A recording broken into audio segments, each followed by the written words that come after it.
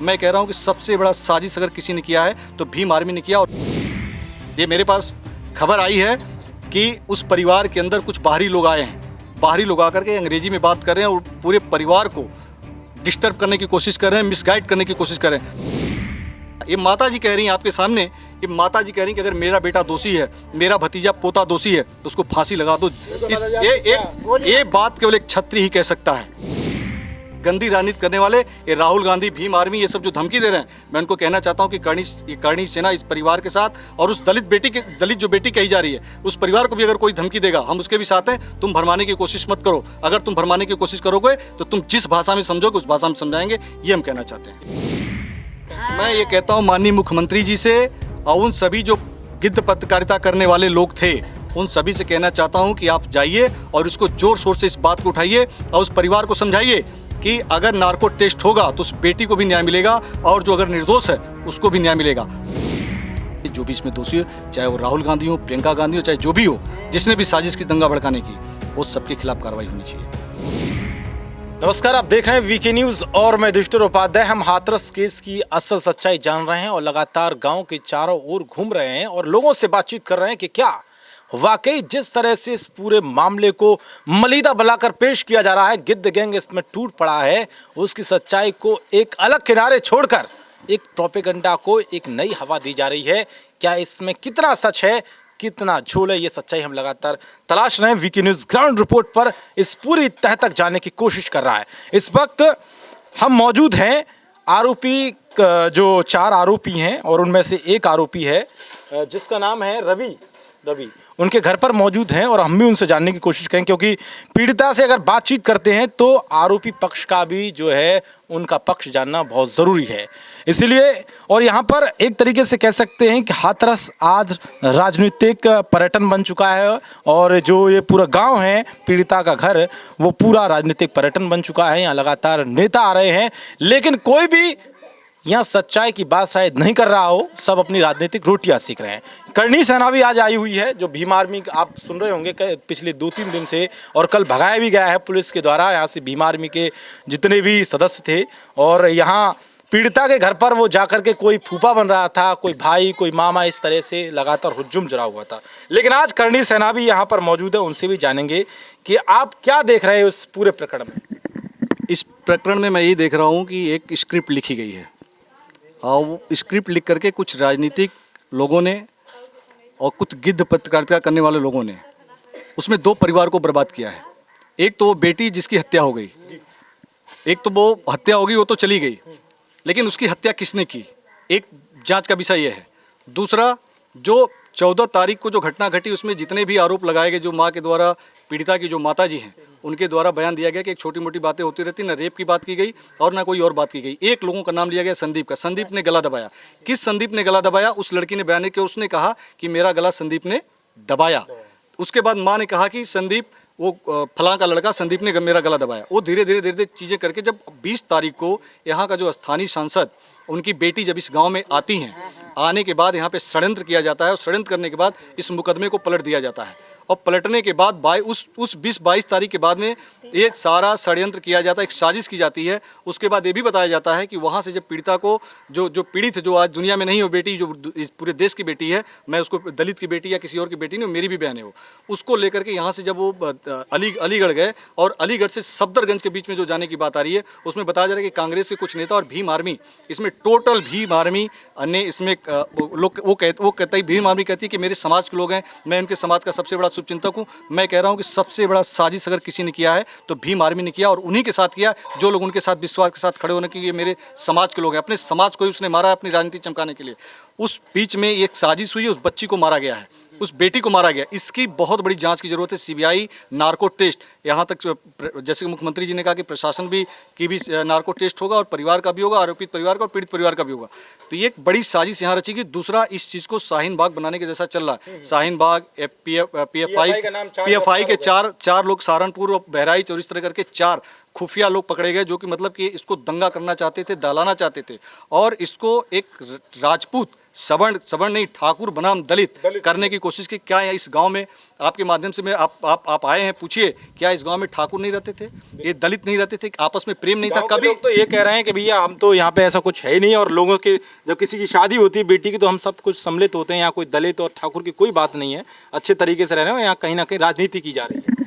ये टोटल राजनीति तो एक अलग चीज़ होती है, राजनीति तो चीज़ अलग होती है। गिद्ध राजनीति, ये देशद्रोही, ये देश के दुश्मन हैं। ये जितने भी यहाँ पे आए मतलब लोग राजनीति करने हैं वो सब देश के दुश्मन हैं। राष्ट्रपति उनको कुर्सी से मतलब है और उनको इन माता जी से मतलब नहीं। ये बुजुर्ग माता जी जिनका बेटे को आरोपी बनाया गया।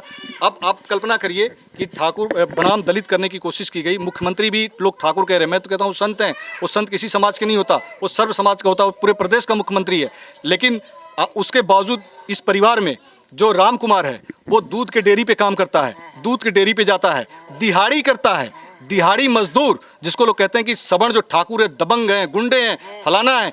ये सब कही हुई बातें। आप पत्रकारिता करने आए, आप खुद देखिए अपने आंखों से, ये एक राजपूत का घर है और किस तरीके से दिहाड़ी मजदूरी करके जो काम करता है, अपने परिवार के पेट पालता है, वो जाकर के इस तरह की दुर्घटना करेगा। अगर ऐसा है तो आप उसकी जांच करें। आप क्यों एसआईटी जांच से भाग रहे हो? मैं कहता हूं कि मैं आपके साथ टेस्ट कराने की जब बात की जाती है तो पीड़िता के परिवार वाले पीछे हट जाते हैं। मैं ये कहता हूं माननीय मुख्यमंत्री जी से और उन सभी जो गिद्ध पत्रकारिता करने वाले लोग थे, उन सभी से कहना चाहता हूं कि आप जाइए और इसको जोर शोर से इस बात को उठाइए और उस परिवार को समझाइए कि अगर नार्को टेस्ट होगा तो उस बेटी को भी न्याय मिलेगा और जो अगर निर्दोष है उसको भी न्याय मिलेगा। आप नार्को टेस्ट से मत भागिए। मैं एक और मांग करना चाहता हूँ, मुझे बताया गया है, ये मेरे पास खबर आई है कि उस परिवार के अंदर कुछ बाहरी लोग आए हैं। बाहरी लोग आकर के अंग्रेजी में बात कर रहे हैं और पूरे परिवार को डिस्टर्ब करने की कोशिश कर रहे हैं, मिसगाइड करने की कोशिश कर रहे हैं। तो उनके परिवार में कौन कौन से लोग आकर के बैठे हुए हैं, ये समझने की, सोचने की और जांच करने का विषय है। तो मैं आपके माध्यम से कहना चाहूँ, जो मुख्यमंत्री जी ने फैसला लिया है नार्को टेस्ट का, सीबीआई जांच का, हम उस फैसले के साथ हैं। हम शासन प्रशासन जो सहयोग करा हम उसके साथ हैं। अब चीज़ें बदल गई हैं। अब एक तरफ से बदल ये गया है कि जितने भी जिन लोगों को आरोपित बनाया गया है वो कहीं न कहीं निर्दोष होते हुए दिख रहे हैं। परिवार का, ये माता जी कह रही हैं आपके सामने, ये माता जी कह रही हैं कि अगर मेरा बेटा दोषी है, मेरा भतीजा पोता दोषी है तो उसको फांसी लगा दो। ये बात केवल एक छत्री ही कह सकता है। ये बात मैं आपको कह रहा हूँ चैलेंज के साथ, एक छत्री ही कह सकता है, एक छत्राणी कह सकती है कि अगर मेरा बेटा गला है, जैसे कि हमारे पूर्वजों ने किया कि अगर हमारे परिवार में कोई गलत निकला तो उसकी 6 इंच गर्दन काट के चौराहे पर लटका देते हैं, एक छत्राणी कह सकती है। इस बात को क्यों नहीं कोई दिखा रहा है? इस बात को क्यों नहीं दिखा रहा? तो ये गंदी राजनीति करने वाले, ये राहुल गांधी, भीम आर्मी, ये सब जो धमकी दे रहे हैं, मैं उनको कहना चाहता हूँ कि करणी सेना इस परिवार के साथ और उस दलित जो बेटी कही जा रही है उस परिवार को भी अगर कोई धमकी देगा हम उसके भी साथ हैं। तुम भरमाने की कोशिश मत करो। अगर तुम भरमाने की कोशिश करोगे तो तुम जिस भाषा में समझोगे उस भाषा में समझाएंगे, ये हम कहना चाहते हैं। ये करणी सेना की ओर से संदेश है। बिल्कुल, ये संदेश अल्टीमेटम है। ये अल्टीमेटम मैं दे रहा हूँ कि आप सुधर जाओ, ये देश सबका है। यहाँ दलित, महादलित, अति पिछड़ा और ओबीसी, जनरल, कोई बात नहीं। ये हम एक परिवार की तरह रहें, हमारे रजवाड़े भी रहें, हम सबको साथ लेकर के चलें। आज इतनी बड़ी जो जनसंख्या दिख रही है, इतनी बड़ी बड़ी जो बातें लोग इकट्ठा होकर के कर रहे हैं, अगर हम सवर्ण, अगर राजपूत राजा उस समय अगर हम इस तरह के व्यभिचारी होते, इस तरीके की हमारी सोच होती तो क्या इतनी बड़ी तादाद में लोग होते? हम सबको साथ लेकर के चलने वाले लोग हैं। हम छत्री हैं और 36 कौम को लेकर के साथ चलते हैं। हम किसी के साथ दुर्व्यवहार नहीं करते हैं, इसीलिए हम छत्री कहलाते हैं। और ये मैं कहना चाहता हूँ कि ये गंदी राजनीति बंद कर दीजिए। इस माता जी के आंसू को देखिए, इस परिवार को देखिए और राजनीति मत करिए। बिल्कुल। तो मेरे साथ माता जी भी हैं आरोपी पक्ष की ओर से। आप लव कुश की माता जी हैं या फिर रवि की? अच्छा, रवि की माता जी हैं। जिस तरह से आपके बेटे पर आरोप लगाए गए हैं, आप कैसे समझती हैं उस आरोप को? क्या वाकई ये आरोप सही है? क्या सोचती हैं आरोपों के बारे में? मैं तो नहीं करूँ आरोप, मेरे बेटा तो फांसी लगा दे, चाहे गोली मार दे। अगर मेरे बेटा दोषी लगाए, दोषी है तो मतलब कोई भी हो, जो भी सजा है वो दे दो। हाँ, जो भी बालक में जो में बिल्कुल फर्जी है, बिल्कुल कोई बात ही ना है मेरे बालक। तो ये जो घटना जिस दिन घटी, आप थी यहाँ पे उस दिन? नहीं, मैं तो। अच्छा, तो वो कहाँ थे वो उस दिन? 10:30 बजे कितने कहाँ थे? बेटा भैंस ने पानी पिया रहा, गैया ने न्याट डाल रहा। तो आपको कैसे पता लगा कि ऐसी घटना घटित हुई है? वो उनको पुलिस आई थी, क्या बात? पुलिस आई जब सर पड़ी है। अच्छा, जब घर आ गई तो कितने बजे पुलिस ले गई थी उनको? 10 बजे। 9-10 बजे। और घटना कितने बजे हुई? 14 तारीख को? 8:30-9 बजे। अच्छा, 9:30 बजे। कोई कहता है कि कि जो है कोई पानी पिला रहा था और उसकी बात रामू की बात सामने आई कि भाई वो तो वहाँ पर दूध की वहाँ पर थे चिलर पे थे। ये सच्चाई है इसमें? चिल्लर पे छोरा भाई सलगना का है ये तो कहते हैं झूठ में पकड़वाए गए हैं। अच्छा, तो क्या आपकी कोई छोरी कचूर कह रही है, बयान दे रही है और फिर 5-6 दिन आप एक चीज़ ये भी देखिए ना कि जब वहाँ पे ये साजिश, क्या आपको लगता है ये साजिश है पूरी?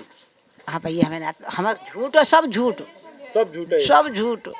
तो यहाँ आपसे मिलने भी आए हैं? आरोप लगा रहे हमें। अच्छा, ये राहुल गांधी मिलने आए थे क्या ये आपसे? राय सबरे आए, राहुल गांधी को आते का सो आए, निरे नेता आए, हमारे और कोई ना आयो। अच्छा, आपकी कोई भी सुन नहीं रहा है? कोई ना सुननो जे भैया आए आज उन्हें कैसे। करनी सेना आई आपके हाँ। पास। तो आप क्या चाहती हैं योगी आदित्यनाथ से? मैं ये चाहती हूँ मेरे दोषी है बालक तो जो कुछ गोली मार दे, और मेरे निर्दोष हैं तो मेरे बालक ने निकालो। अच्छा, हाँ। और मान के चलो अगर आपके बच्चे निर्दोषी साबित होते हैं तो क्या उसकी भरपाई कौन करेगा? जिस तरह से आप देख रही हैं कि मीडिया में उछाला गया इस पूरे मुद्दे को, तो क्या क्या क्या हम तो मांग जो करते कह हैं रहे इससे? सच्चाई सब अकेला आ जाए, हम ये कह रहे वो करवा ले जो कसो। कुछ नार्को टेस्ट करा ले, हाँ, दिक्कत नहीं है। कोई दिक्कत नहीं है, आ जाए बामे तो हम गोली जानते मार दे, फांसी पर लटका दे बालक है हमारे। हम तो जो कह रहे हैं सच्चाई सामने आनी सच्चाई, चाहिए। सच्चाई जानने वाले। बिल्कुल, सच्चाई हर कोई जानना चाहता है क्योंकि सत्य को पराजित किया जा सत्य को परेशान किया जा सकता है, पराजित नहीं, और सत्य की हमेशा विजय होती है। और आप क्या कहना चाह रहे थे, जरा आप बताएं। मैं यही कहना चाह रहा था कि अगर परिवार निर्दोष साबित होता है तो इनका जो मानसिक प्रताड़ना हुआ, इनका मुआवजा कौन देगा और क्या देगा? इनका जो चरित्र हनन हुआ पूरे देश विश्व में, इसका मुआवजा, इसका क्या क्या इनाम मिलेगा इस परिवार को?